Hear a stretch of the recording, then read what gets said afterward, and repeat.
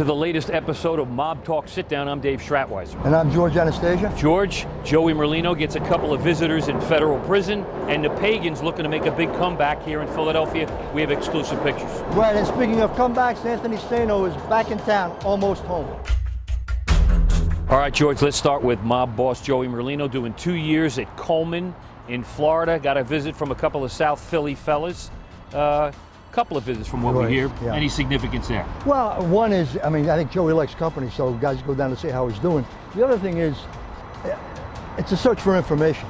And you're not going to talk about certain things on the phone, you're not going to talk about certain things in an email. So guys come down, they hang out, you talk, how's this, how's that, and they're letting them know what's going on up here. And there are things going on up here that I think he wants to be aware of, wants to be kept abreast of.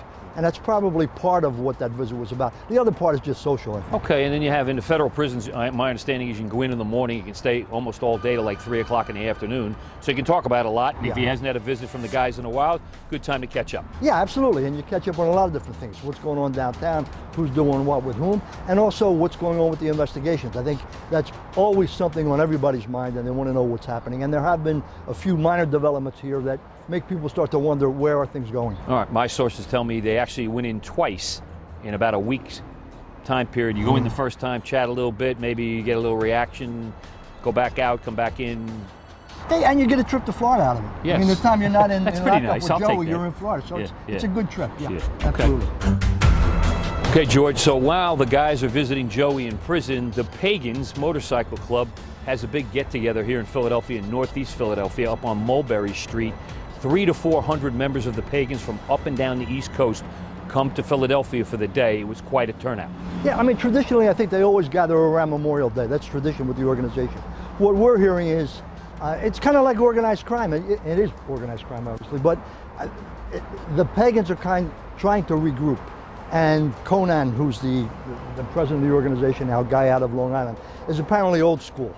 And just like organized crime, some of the guys in the motorcycle club have started to drift away from what the code is. Right. And I think Pagan's pulling everybody back in line. From what I'm told, he's a very charismatic guy. He's very much old school.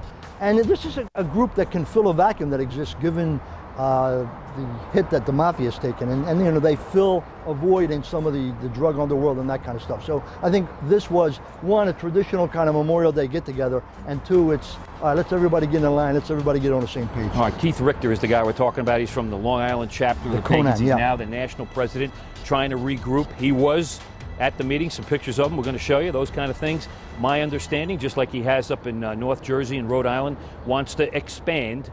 And I think they're bringing in some new blood. I heard there were some new members there. Yeah.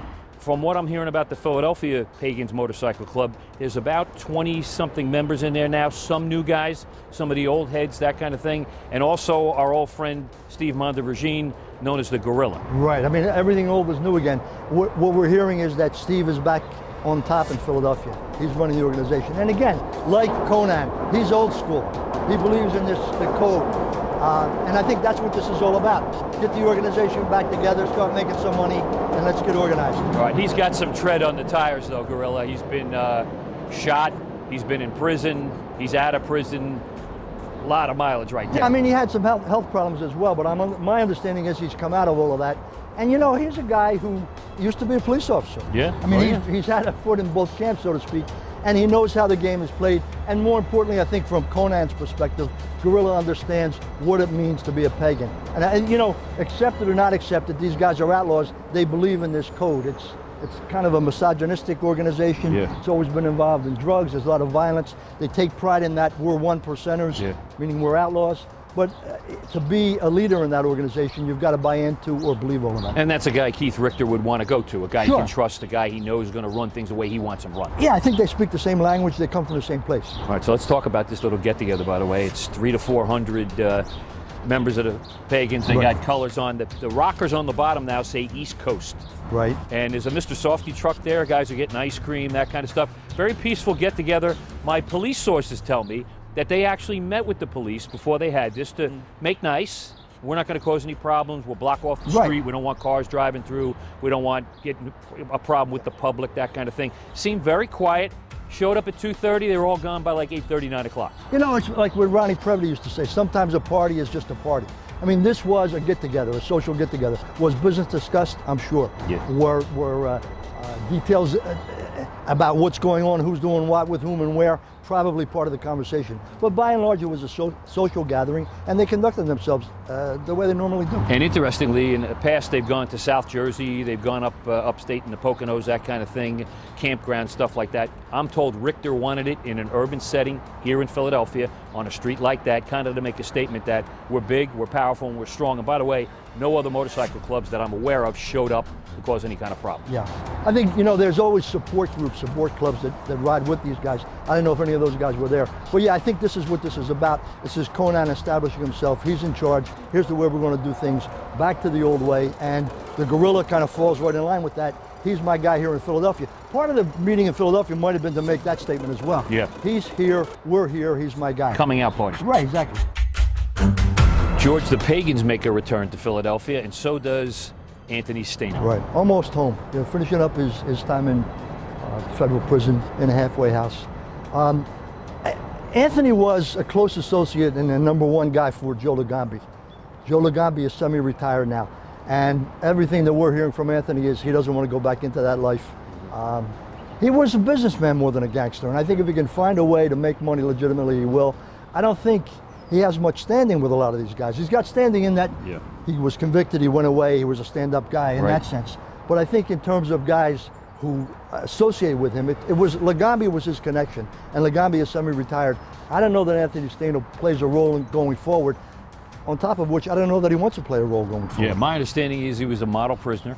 He got out about 9 months ahead of the end of his sentence, and he's in a halfway house in South Jersey, from what we understand.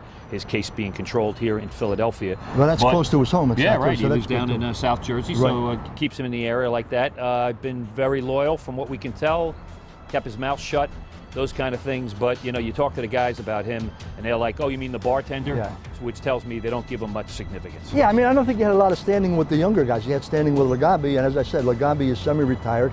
I think Staino will be respected for what he did or didn't do, but I don't know that he fits in to what's going on right now. Yeah, there's really no position, and there's clearly no money that I can see that's the on other the horizon for him. Things have dried up pretty well here. Why would you even want to get involved? But from everything that we're hearing, he doesn't want to be a player anymore anyway. No, so. and probably a smart move for him. I would think so, given what's going on, because there's still a lot of things on the fringes. These guys are always under surveillance. They know that, and I don't think he wants to get back into that world. And clearly, Joe Legambi, the uncle as they call him, that kind of thing. Last time I saw him, he was lounging on his back porch, getting a suntan a few weeks ago, taking it pretty easy. He doesn't look like he wants any active involvement either. Right, I think he's happy to be retired, he's comfortable, and I think that's what Anthony Staino would like. He'd like to be comfortable and live the rest of his life, not have to deal with the nonsense that comes with getting involved in organized crime. He is a moneymaker, though, from what I understand. Back in the day, he knew how to make a buck. Yeah, I think that was his forte, more so than being a tough guy, more so than being a leg breaker. I mean, Anthony was a guy, he was a businessman. Yeah. And he, for whatever reason, got drawn into that life, connected with Legambi, was making some money. Then he got picked up on some wire. You know, he was dealing with bragging was the thing that got him in trouble. Talk about that wire we're talking about. Yeah, I mean, he's talking to what he thinks is a wise guy. Turns out to be an FBI undercover wearing a body wire, and he's talking about extortions. And he basically buries himself, which is kind of the story of this crime family in Philadelphia. Yeah. Wiretaps, electronic listening devices have buried these guys, yet they keep talking. CFO, I'm the CFO of the mob here. I'm on the board of directors here. Yeah, don't mess with me. I don't want to have to hurt you, kind of thing. Those things. But I mean, he couched it all in business terms because that's his mindset. Sure. CFO, board of directors, that kind of thing. But he buried himself. For all intents and purposes, though, it sounds like those days for him are over. I believe so, and I think he would have preferred it that way. Yeah. All right, George, we made it past the Memorial Day weekend. We're headed into the summer. The fellas are headed for the Jersey Shore. Anything to worry about? Well, we got 2 indictments on a financial fraud case, and we've got guilty pleas on a drug case. Is anything more going to come out of either one of those 2 things? It's something to think about when you put on your sunscreen and lay on the beach down the shore. Some conversations on the beach. There you go. See you next time.